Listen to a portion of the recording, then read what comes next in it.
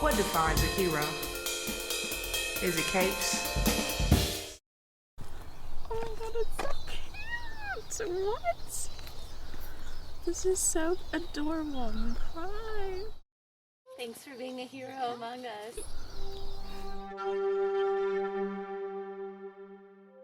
Definitely the call to action would be George Floyd, but it goes way beyond that. I've been, going to protests, whether it be Black Lives Matter or women's rights or animal rights, since I was a little kid. When everything started happening, going into the summer, and George Floyd and just so many others, I was like, this is my time to come out and speak. And I think I had been holding back a lot of things because I was scared of the kind of feedback I would get from my peers.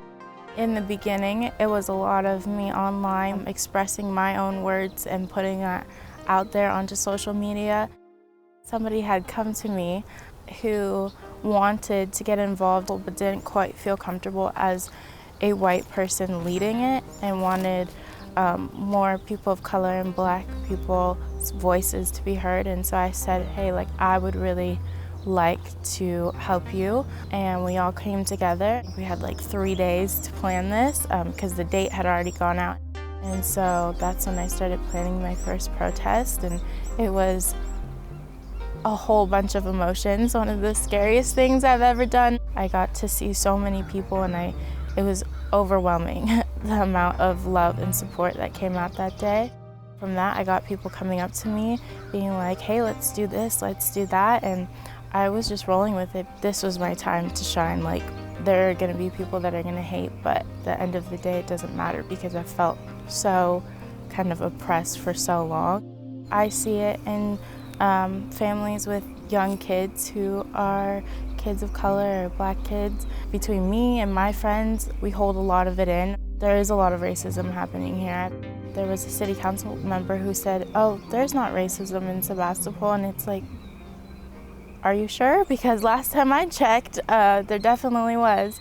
And so I think it's just conversations that need to be heard, and I've definitely seen transformations within myself. Mostly, asked me 6 months ago, I would not have been able to come and do an interview because I was such a shy person. I've just found so much growth in myself. I never thought I could get up and speak in front of 200 people and read them a speech. And I've definitely seen growth, I think, in the conversations that I'm having with people. It's still hard to have these conversations. I've had some good conversations with people who have very different views from me, and we're able to come to an understanding with each other and educate without just yelling back and forth and fighting and trying to just be like, I'm right, you're wrong, constantly.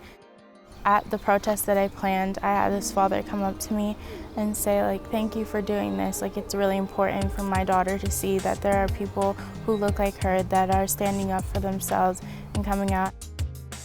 I have so many mentors, and I appreciate all of them. And the biggest one, I would say, is just my friends and my family, because they're the ones who stick with me and guide me and say, you're doing you're on the right path. You may feel like you don't know what you're doing, but continue with it and you're gonna go great places in life.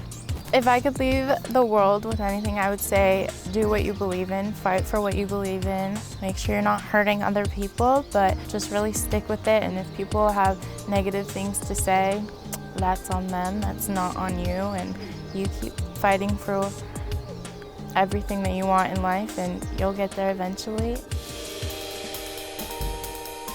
A hero is someone who helps other people in need and makes the world a better place. A hero is a person who needs someone really. A hero is a person who helps people and things that need to be saved. I think a hero is someone who doesn't only love themselves, but tries to find the love and goodness in others and tries to help them. I think it's the type of person who really